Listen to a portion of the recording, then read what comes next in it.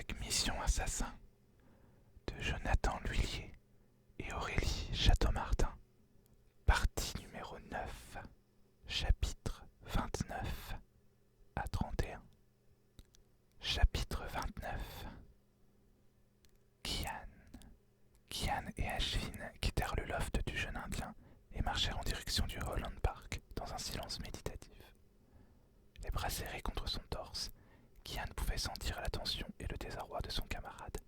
Seulement en public, il n'osait pas trop le toucher. Pas qu'il soit pudique en la matière, pour sa part, il aurait très volontiers exhibé une grosse chevalière de mariage en tenant Ashvin par la main, affichant leur union qui, de toute manière, serait passée dans tous les journaux londoniens. Mais il était persuadé qu'il mettrait son compagnon mal à l'aise au moindre geste déplacé. Aussi se retenait-il. De toute manière, Ashvin avait plongé ses poings dans ses poches et carré ses épaules, prouvant son mal-être. Kian s'engagea dans le vaste et magnifique jardin de Holland Park, et Ashvin le suivit, non sans hausser un sourcil surpris. « On va où ?» demanda ce dernier en se plaçant à sa hauteur. « Tu habites où en fait, Kian ?» L'interpellé sortit son iPhone de sa poche, bien au temps pour le déverrouiller. « J'habite à Westminster, expliqua-t-il. Et évidemment, ironisa son camarade. Le jeune O'Connor ne lui répondit pas. Il composa le numéro d'Harry, s'apprêta à appuyer sur appeler, mais offrit tout d'abord un sourire affectueux à son compagnon. « Je contacte mon chauffeur afin qu'il vienne nous chercher, ce sera plus simple. » Il fit un geste pour engager l'appel, mais l'air stupéfait d'Ashvin l'en empêcha. « Ton chauffeur ?» répéta celui-ci. Kian hocha la tête, baissant à nouveau son smartphone. « Pas le mien personnel. Mon père estime que je n'ai pas atteint l'âge d'être libre de mes faits et gestes à ce point, mais à cette heure-ci, un dimanche, il n'y a pas de raison qu'Harry soit indisponible, d'autant que je l'ai entendu pester quand je lui ai dit que je n'avais pas besoin de lui ce matin et... » Et il s'arrêta net quand Ashvin explosa de rire. Les regards des passants se tournèrent vers eux, aussi surpris que l'était Kian. Celui-ci passa nerveusement sa main dans ses cheveux. « J'ai dit quelque chose de drôle ?» balbutia-t-il déstabilisé. « Non » s'esclaffa son camarade en passant son bras autour de ses épaules dans un geste complice et chaleureux. « C'est toi qui es drôle tout entier, Kian. T'es quand même un sacré personnage. »« Ah » bredouilla l'intéressé en rosissant un peu. Il ne savait pas si c'était un compliment ou une critique, mais Ashvin semblait soudain détendu, et surtout bien trop proche pour que son regard ne se pose pas sur sa bouche avec envie. Le jeune Indien s'en aperçut, et il sauta littéralement loin de lui, les joues rouges, son souffle se coupant brutalement dans sa poitrine. Kian le fixa en silence, se mordillant la lèvre, ne sachant quoi dire ni comment réagir. Cette situation le perturbait atrocement, et il se demandait comment il parvenait encore à avoir la tête à penser à la conjuration, alors que ses hormones semblaient prises de folie depuis qu'il s'était rapproché d'Ashvin. Il inspira longuement avant d'agiter son portable, un sourire presque paisible aux lèvres. « J'appelle Harry donc, » conclut-il. Ashvin se contenta d'acquiescer sombrement en détournant les yeux. Kian se concentra sur son coup de fil, puis raccrocha avec la promesse qu'Harry se garerait devant le parc dans 23 minutes exactement. Et comme il n'était jamais en retard, le jeune O'Connor lui faisait confiance pour être présent à l'heure précise qu'il avait annoncée. En attendant, les deux adolescents déambulèrent dans le magnifique jardin à la française, tentant enfin de se détendre un peu. Mais comment aurait-il été possible de se détendre dans un lieu aussi idyllique et romantique que celui-ci ? La main de Kian le démangeait. Il aurait voulu serrer la paume d'Ashvin dans la sienne, le regarder droit dans les yeux et... Le poing de son ami se referma brutalement sur son poignet. Il se sentit tirer avec vigueur, accepta de suivre le jeune Indien jusque sous l'abri des arches en briques qui s'étiraient derrière la fontaine, à côté de laquelle ils se trouvaient tous les deux. Il se laissa plaquer contre le mur, dans un recoin sombre, sans même penser à résister. Le corps d'Ashvin se connecta au sien, faisant frissonner Kian. Ses lèvres s'écrasèrent sur les siennes en un baiser à la fois maladroit et fougueux qui le fit fondre complètement. Il allait répondre à la caresse, nouer ses bras autour du cou de son camarade, quand celui-ci le relâcha lentement et, se détournant, quitta le lieu, s'engageant à nouveau dans le parc. Sidéré, pétrifié, Kian papillonna des yeux, resta un instant statufié avant de courir derrière son compagnon. « Ash !» s'écria-t-il en le rattrapant. Celui-ci, main enfoncée dans ses poches, se tourna un peu vers lui, le fixa un instant sans rien dire, le regard à la fois brûlant et empli de désarroi. « Tu m'énerves, O'Connor !» soupira-t-il finalement.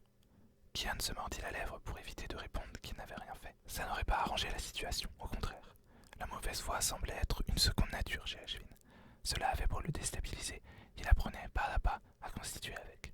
Après tout, il aimait sincèrement le jeune Indien, à chaque instant davantage même, pour dire vrai. Il l'aimait pour ses défauts, peut-être même en partie pour ses défauts d'ailleurs aussi.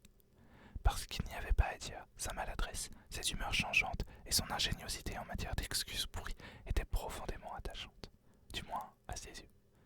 Un appel téléphonique entrant les sortit tous les deux de leur inextricable situation. Jetant un œil à son iPhone, Kian s'aperçut que c'était Harry. Vu l'heure qu'il était, le chauffeur devait patienter devant le parc comme prévu. « Nous sommes attendus », dit-il en relevant la tête pour fixer Ashwin. Celui-ci opina en silence. Les deux garçons se remirent en marche, gagnèrent l'extérieur du parc où, en effet, une fantôme 8 gris foncé mat était garée, reconnaissable entre mille. « C'est celle-ci », expliqua-t-il à son camarade. Celui-ci leva les yeux au ciel. « Non, sérieux, j'aurais jamais deviné, » ironisa-t-il. « C'est vrai, tu... Oh !» Réalisant que son compagnon se moquait de lui, Kian lui lança un regard penaud. « Sincèrement, Kian, je ne m'attendais pas à ce qu'un chauffeur vienne nous chercher au volant d'une Twingo, » s'esclava le jeune indien. « Une... quoi ?»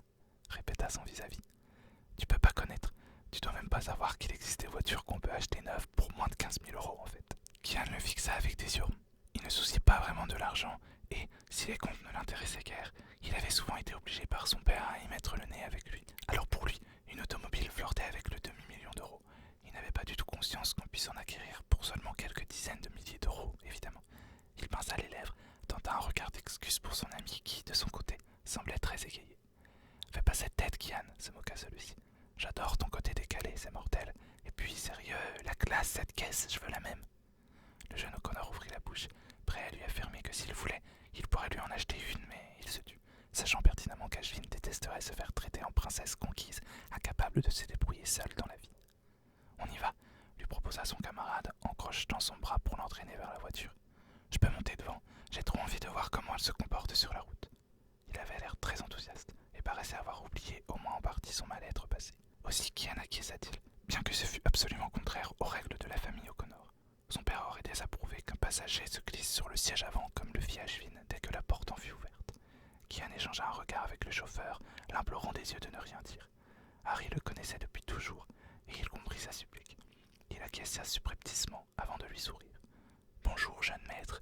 Je suis ravi que vous vous décidiez enfin à utiliser mes services au lieu de vous échapper tel un voleur et d'arpenter les rues de Londres comme un simple mortel. » Ashwin plaça son poing devant sa bouche, mais ne parvint pas à retenir un ricanement hilar. Kian pinça ses lèvres. « Puis-je te rappeler que je suis un simple mortel, Harry ?»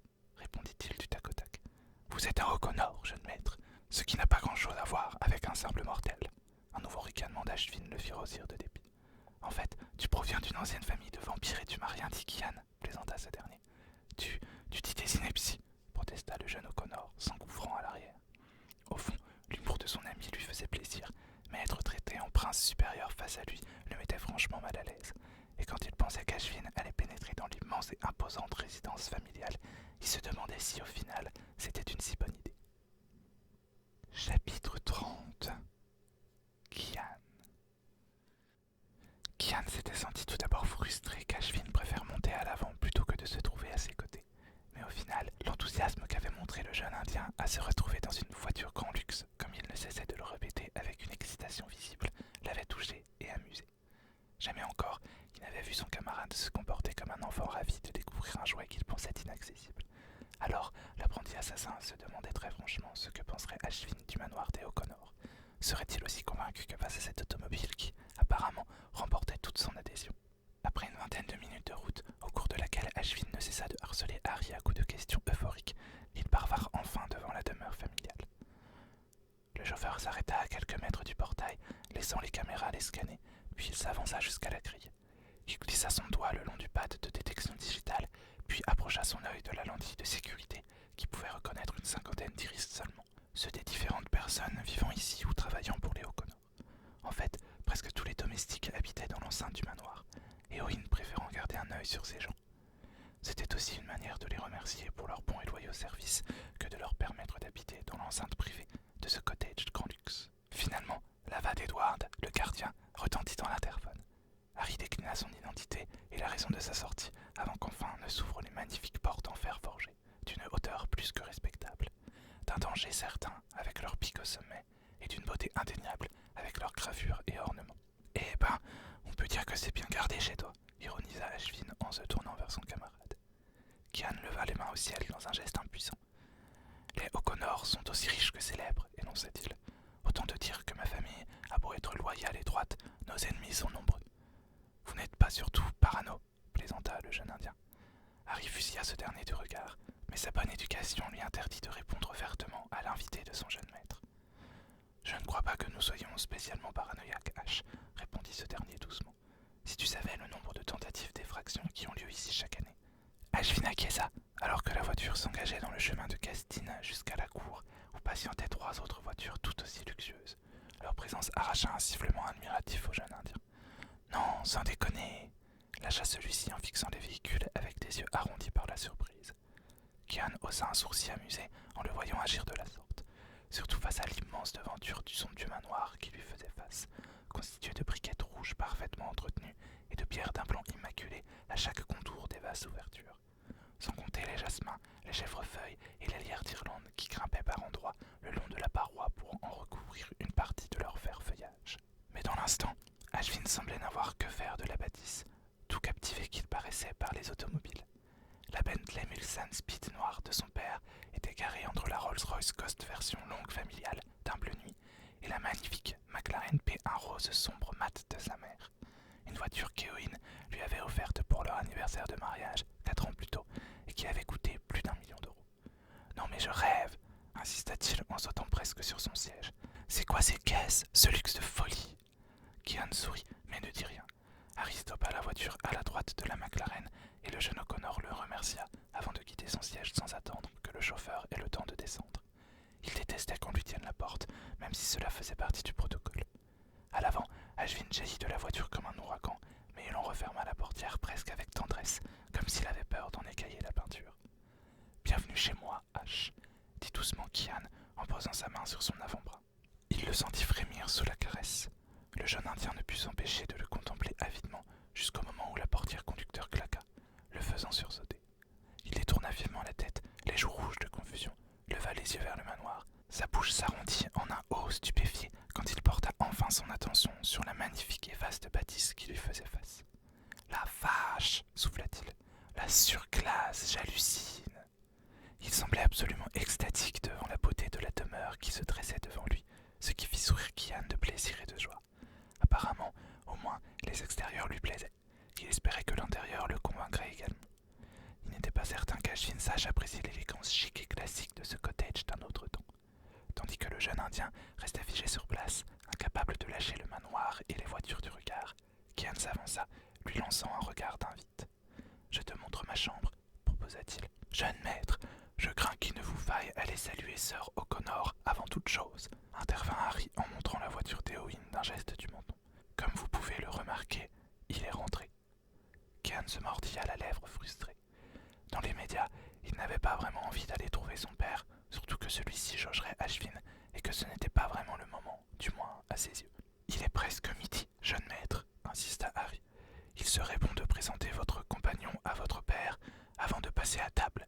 Vous savez qu'il... » « Oui, je sais, » le coupa vivement Kian. « Je voudrais juste commencer par déposer nos affaires dans ma chambre. Harry, je t'en prie, ne dis rien à mon père, nous ne tarderons pas. » Le chauffeur opina sans ajouter un mot, et Kian entraîna Ashvin à l'intérieur en le tirant par le bras avant qu'un des majordomes de la famille ne débarque et ne les oblige à se rendre directement au bureau d'Eowyn, où ce dernier devait être enfermé à l'heure qu'il était. Le jeune Indien se laissa machinalement tirer dans la demeure. Il semblait un peu absent. Son regard ne cessait d'observer autour de lui avec fascination, ou pour le moins une réelle admiration. Les hauts plafonds ornés de sculptures de stuc du gigantesque hall semblèrent lui faire grande impression, tout autant que les peintures rehaussées d'or des contours des portes et que la magnificence du grand escalier de bois sombre recouvert d'un tapis démasquiné qui, à gauche d'un vaste couloir menant aux pièces du rez-de-chaussée, montait vers les étages. « Putain !» répéta-t-il, les yeux agrandis d'ébahissement. « Viens, ma chambre est au second, » souffla Kian, un peu mal à l'aise. Il avait beau avoir toujours vécu dans cette forme d'opulence, il avait conscience de faire partie d'une classe sociale dont l'extrême richesse ne pouvait qu'abasourdir. Et s'il n'avait jamais cherché à s'affranchir du regard des autres, celui-ci lui importait habituellement peu. Sauf qu'il s'agissait là d'Ashvin, l'amour de sa vie, et que son opinion comptait énormément. Et il avait peur de le choquer un peu, face à ce déploiement de bon goût à la mode très victorienne. « Putain, j'hallucine !» répéta ce dernier, qui semblait incapable de dire autre chose.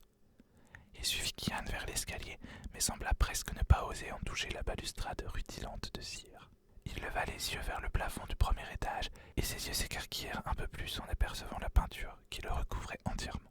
Une fresque ancienne qui avait été réalisée à la demande du premier O'Connor ayant habité le manoir, une centaine d'années plus tôt, et qui représentait les 4 chevaliers de l'Apocalypse juchés sur leur monture, chevauchant, armes brandies, fonçant droit vers l'escalier auquel ils faisaient face. Une œuvre que Kian appréciait grandement, même si elle était très sombre, pour sa beauté autant que pour le symbole qu'elle représentait. Mais il aimait plus encore les peintures du second étage, au style très oriental, qui avait été faite par un artiste chinois du temps de feu, la première épouse de son grand-père. C'était, à chaque fois, comme un voyage qui l'embarquait vers des contrées mystérieuses, aux côtés de guerriers et guerrières vêtus avec élégance, parés de bijoux, affrontant des monstres qui semblaient tout droit sortis de légendes exotiques. Il avait hâte de voir quelle serait la réaction d'Ashwin lorsqu'il découvrirait, le long du couloir menant à sa chambre, la série de tableaux détaillant 12 combats androgynes, figurant les 12 signes du zodiaque chinois, chacun dans une posture de kung-fu, chacun utilisant une arme différente traditionnelle chinoise. Lance, éventail, épée, sabre, couteau, crochet du tigre, bâton et fléau y étaient maîtrisés dans une perfection du geste qui avait souvent inspiré Kian. À ses yeux, ces portraits étaient une réelle source d'apprentissage, tout autant que des œuvres d'art magnifiques. N'attendant pas qu'Ashwin ait terminé de s'extasier sur la magnificence de tout ce qui l'entourait, il enroula délicatement sa main autour de son poignet, l'attirant vers l'étage. « Viens, lui chuchota-t-il, dépêchons-nous. » Encore une fois, son camarade lui obéit machinalement, le nez plongé dans la contemplation du décor qui l'entourait. « Sérieux, c'est pas réel un lieu pareil. Dis-moi qu'on est sur un plateau de tournage de film, conclut-il alors qu'ils atteignaient le palier. Kian haussa un sourcil, sourit. Non, désolé, c'est vraiment ma demeure, H, plaisanta-t-il. Il avait beau tenter de faire de l'humour, il était en vérité très nerveux. Son ami se gratta la nuque avec stupéfaction. Waouh, je sais pas quoi dire, hein. C'est super beau et assez incroyable en fait. Aussitôt, le cœur de Kian se remit à battre un peu plus posément dans sa poitrine. C'est vrai, tu aimes, balbutia-t-il. Ashwin haussa les épaules, plongeant sa main libre dans sa poche. Il regarda autour de lui avant d'arracher son poignet à son compagnon. Levant ses doigts, il caressa tendrement la joue du jeune O'Connor qui se figea sur place. Ça te ressemble, ce lieu, murmura gravement Ashwin en le fixant intensément. À la fois grandiose, magnifique, impressionnant et complètement décalé en fait. L'ironie qui perça à la fin de sa sentence était douce, peuplée de tendresse. Kian ne parvenait plus à détacher ses yeux de lui et, quand le jeune Indien fit un pas en avant pour se rapprocher de lui, il réprima un frisson d'expectative. « Oh !» fit la voix de Nolan au-dessus d'eux. « Ça alors !» Ashwin bondit en arrière comme un chat sur qui on aurait jeté un seau d'eau glacée. Kian sursauta bien malgré lui. « Voici donc le fameux Ashwin !» continua Nolan, tandis que son aîné levait le regard vers l'escalier qui montait au second. Son frère était accoudé à la rambarde, et il les observait avec un amusement qui se lisait sur son visage constellé d'éphélides. Sans attendre qu'on lui réponde, ni que les deux nouveaux venus ne reprennent leurs esprits, Nolan sauta par-dessus la balustrade pour les rejoindre, atterrissant devant eux dans un bond parfaitement amorti. Il tendit la main à Ashwin, un immense sourire aux lèvres. « Bonjour Ashwin », lança-t-il avec son énergie habituelle. « Depuis le temps que Kian parle de toi, je me demandais quand nous aurions le droit de faire enfin la connaissance de son petit ami. » Ces paroles pétrifièrent l'aîné. Le regard de son camarade se posa sur lui, rempli de stupeur et d'un mélange d'émotions que Kian ne parvint pas à lire, mais qui annonçait l'orage à venir. Pourquoi fallait-il que Nolan se comporte avec une telle légèreté? Un instant, il crut qu'Ashwin allait tourner les talons et quitter le manoir en claquant la porte, mais celui-ci papillonna des yeux, comme s'il ne comprenait pas ce qui se passait, avant de lancer un regard ébahi à Kian, et de se changer soudain en pivoine, alors que le cadet, parfaitement décontracté, partait d'un grand rire écaillé. Sa paume se posa sur l'épaule du jeune Indien qui tapota amicalement. « Pardon, la plaisanterie était facile. Je n'ai pas pu m'en empêcher. Kian n'a jamais dit que tu étais son petit ami, je te rassure. C'est moi qui affabule. Ceci dit, sois certain que si tu étais son amant, je n'y verrais absolument aucun inconvénient. » Cette fois-ci, ce fut au tour de Kian de se transformer en écrevisse, bien qu'Ashwin, de son côté, n'ait pas perdu la coloration trop vive de ses joues non plus. Il semblait ne pas bien savoir comment se comporter face à cet adolescent surgi de nulle part qui ne paraissait faire aucun cas de la gêne occasionnée par ses paroles déplacées. « Je suis Nolan, à propos, reprit ce dernier, le frère cadet de Kian. On s'est déjà croisé à l'académie, non? Marmonna Ashvin, toujours aussi pourpre. Oui, en effet, je me suis régulièrement arrangé pour que nous nous rencontrions de manière fortuite. Je voulais en apprendre davantage sur le garçon qui fait tourner la tête de mon aîné. Et Nolan, ça suffit, intervint sèchement Kian. Il lança un regard courroucé à son frère, puis saisit vivement le poignet d'Ashvin pour l'entraîner vers le second étage. Viens, on s'en va. Mais, balbutia le jeune indien, son regard oscillant entre le cadet et l'aîné. C'est bientôt l'heure du repas, assura Nolan. Allons prendre un thé dans ma chambre en attendant. Non merci Nolan, rétorqua vertement Kian. Réfléchis-y. Père doit déjà savoir que tu es arrivé. Si tu veux un temps de répit, ta chambre est le pire endroit où te réfugier. Duncan y frappera très certainement dans moins de 5 minutes, Kian. L'interpellé soupira de dépit. Son frère avait raison. Le majordome de son père le trouverait avant même qu'il ait eu le temps de dire ouf. Or, il tenait absolument à parler un peu plus de sa famille à Ashvin avant que celui-ci ne la rencontre, particulièrement Éowyn. Sans quoi, il risquait d'y avoir un incident diplomatique les connaissant tous les deux. Son père était un homme bon, mais il était droit et supportait mal l'indiscipline, le manque de manières et l'ignorance des convenances. De son côté, Ashvin était aussi peu patient que le terrible paternel, mais il avait l'art et la manière d'aimer se rebeller. Son humour était on ne peut plus douteux, et sa maladresse dépassait le cadre physique pour s'étendre également à sa façon de s'exprimer. Autant dire qu'il y avait besoin d'un minimum d'explication et de précision avant le face-à-face auquel Kian avait espéré échapper. Pourquoi père est-il ici ce midi? Demanda celui-ci en emboîtant le pas à son frère, renonçant à lutter contre sa proposition. Je ne sais pas, Kian. Tu n'es pas sans savoir qu'il ne me communique pas ses plans et ses raisons. Il me semblait qu'il devait être de sortie toute la journée, réfléchit l'aîné à haute voix. Si tu le dis, si tu savais ce que les agissements de père m'indiffèrent. Ashvin, qui avait suivi le mouvement presque mécaniquement, se plaça à leur hauteur alors qu'ils gravissaient les marches montant au second. Mais en fait, vous parlez tous comme des livres dans cette maison, les coupa-t-il, l'air à la fois troublé et égayé. Kian et Nolan haussèrent un sourcil de concert. Ashvin éclata de rire. J'hallucine, on dirait des jumeaux, s'exclama-t-il. Des jumeaux, bredouilla l'aîné.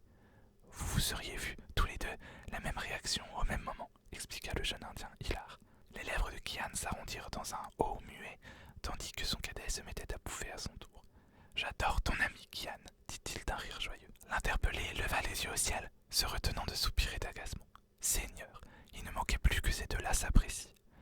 Comme ils arrivaient à l'étage, Nolan entraîna les deux camarades vers sa chambre. Kian vit le regard d'Ashvin dériver vers les tableaux et il fut fier et heureux de lire dans ses yeux son admiration. Apparemment, le jeune indien appréciait ce qu'il voyait. Enfin, Nolan ouvrit la porte de ses appartements, fit une petite révérence pour inviter ses deux compagnons à y pénétrer. « Bienvenue dans le manoir Wayne !» lança-t-il d'un ton cérémonieux. « Le... quoi ?» s'étonna Kian. « Trop bien !» le coupa Ashvin d'un ton joyeux. « Et t'as une Batcave pour aller avec ton manoir ?»« Oui, bien sûr !» s'exclama Nolan.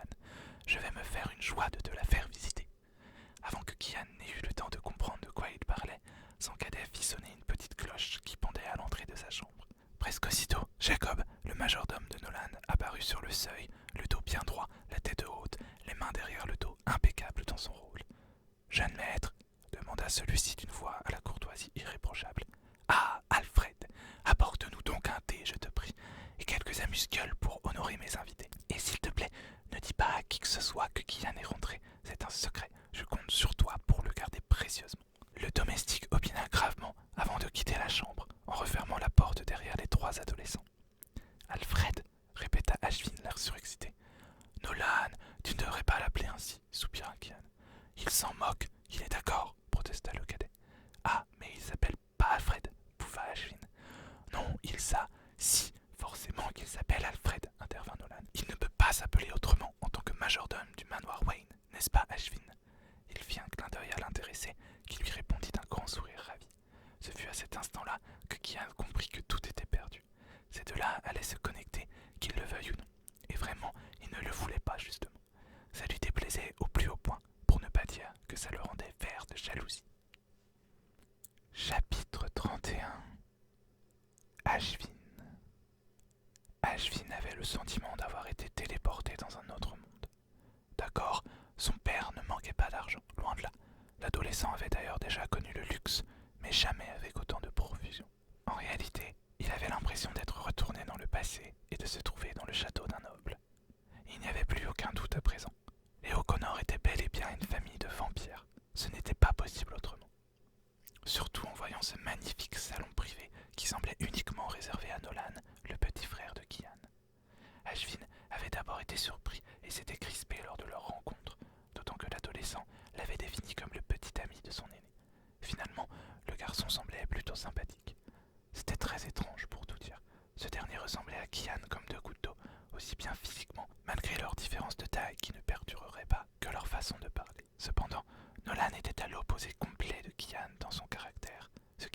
énormément Ashwin. Le salon dans lequel il se trouvait était spacieux et le mobilier victorien s'accordait parfaitement avec le reste du château. La décoration était assez moderne et comportait notamment des tableaux d'art abstrait plus contemporains qui détonnaient avec le reste sans pour autant être de mauvais goût. En fait, on reconnaissait tout à fait la personnalité de Nolan ici. Je ne comprends pas, dit Ashwin. On ne devait pas aller dans ta chambre. Nous sommes dans mes appartements, oui, affirma Nolan. Je te fais visiter si tu veux. Ces appartements. Le jeune Indien se demandait bien pourquoi ce genre de choses l'étonnait encore. Il était dans l'antre des O'Connor, après tout. Chacun des habitants possédait sûrement sa propre suite ou quelque chose dans ce coup-là. Ashwin acquiesça et s'apprêta à le suivre, quand Kian lui saisit le bras pour l'arrêter. Il se raidit et souleva un sourcil interrogateur. On n'est peut-être pas obligé de tout te faire visiter. Une chambre reste une chambre. Sa voix, trop ferme, et son corps tendu par un agacement qui étonna le jeune Indien, valurent à Kian un regard surpris de la part de ses deux vis-à-vis. Celui-ci lâcha le bras d'Ashwin et passa une main dans ses cheveux en haussant les épaules. Le visage de Nolan s'illumina et un immense sourire s'afficha sur ses lèvres. Mais oui, tu as raison, Kian. J'ai tellement mieux à vous montrer que ma chambre. Ce fut son tour d'attirer sur lui des yeux interrogateurs. Suivez-moi. Il se dirigea vers une statuette, trônant sur un long portant en bois, posa sa main sur la tête de l'objet et fit pivoter celle-ci doucement. Le mur s'ouvrit dans un silence bluffant sur ce qui semblait être un passage secret. Tu essaies de nous dire que ta crypte est davantage intéressante que ta chambre, demanda Kian désabusé. Ma crypte, s'offusqua Nolan. Comment oses-tu? Voici la Batcave, mes amis. Ashwin avait commencé par bouffer joyeusement. Puis, il était entré dans la salle secrète et sa mâchoire s'était décollée d'elle-même. La pièce était immense, encore plus que le salon privé de Nolan. Tout en longueur, on apercevait un décrochement dans le fond où celle-ci continuait sur la droite. En face de lui, Ashwin remarqua immédiatement une très grande table en verre. Il savait cependant qu'il ne s'agissait pas là d'une simple table, mais bien d'un ordinateur dernier cri à l'écran impressionnant. Juste derrière, un petit bureau où étaient posés pas moins de 4 Macs, moins remarquables, qui ne devaient pourtant pas en être moins performants. Sur les murs, de nombreuses étagères éclairées sur lesquelles étaient exposées des armes aussi différentes les unes que les autres, passant du simple, et non moins splendide, poignard de style asiatique au revolver dernier cri, sans oublier un magnifique arc qu'il rêva aussitôt d'essayer. Au centre de la pièce se trouvait un tatami arrondi qui servait certainement aux entraînements. Tout au fond, Ashwin reconnut également un mini labo de chimie. Alors, ça vous plaît? Demanda Nolan surexcité. C'est juste un truc de ouf, sérieux, s'enflamma Ashwin. Le plus jeune des deux O'Connor sourit de plus belle, paraissant satisfait. Attends un peu, intervint Kian. Tu as transformé ta crypte en repère de super-héros, le coupa son cadet, fier de lui. C'est trop génial, Nolan, j'adore, s'exclama Ashwin. Tu as dû mettre un temps fou à faire tout ça. C'est vrai, mais ça en vaut la peine. Et Alfred m'a été d'une grande aide, je dois l'avouer. Parce que ton majordome est impliqué dans toute cette histoire, s'indigna Kian. Son frère hocha la tête sans se séparer de son sourire. Et attendez, ce n'est pas encore terminé. Le regard d'Ashwin s'illumina et il suivit Nolan jusqu'au fond de la pièce pour découvrir une alcôve dans laquelle était entreposée une immense télé incurvée, entourée de meubles modernes remplis de Blu-ray, de comics et de figurines. Un superbe canapé rouge se trouvait en face du moniteur. Les murs, eux, étaient décorés avec des posters de super-héros. Kian les rejoignit avec un temps de retard, presque entraînant des pieds. Sa bouche forma un haut parfait, causé par la surprise. « Tu as une télévision !» se scandalisa-t-il. « Tu sais pourtant pertinemment que c'est interdit. » Ashwin se tourna vers lui, le sourire aux lèvres, et lui envoya une tape amicale dans le dos. « Hé, tes stress, petit prince. Je crois que c'est un des trucs les plus cool que j'ai jamais vus. Sérieux, je kiffe. » Kian s'apprêtait à répondre quelque chose quand il haussa un sourcil et pointa quelque chose du doigt. « À quoi correspond cette étrange lumière ?» demanda-t-il. Ashwin se retourna pour ne découvrir rien de moins que le bas de signal clignotant sur le mur, juste au-dessus d'un petit temple bouddhiste orné de fleurs fraîches, d'un magnifique bol tibétain sculpté avec art et d'une superbe statue de Bouddha qui semblait faite d'or et de pierreries. Mince, c'est sûrement Alfred qui nous prévient que nous allons devoir rejoindre la salle à manger pour le déjeuner. Je ne pensais pas qu'il était déjà si tard, expliqua Nolan, visiblement déçu. Merveilleux, s'exclama Kian. Nous allons enfin pouvoir regagner le monde normal où ta fantaisie délirante n'existe pas. Donne-moi une seule bonne raison de ne pas tout révéler à Père. Il sera furieux, au moins pour la télévision.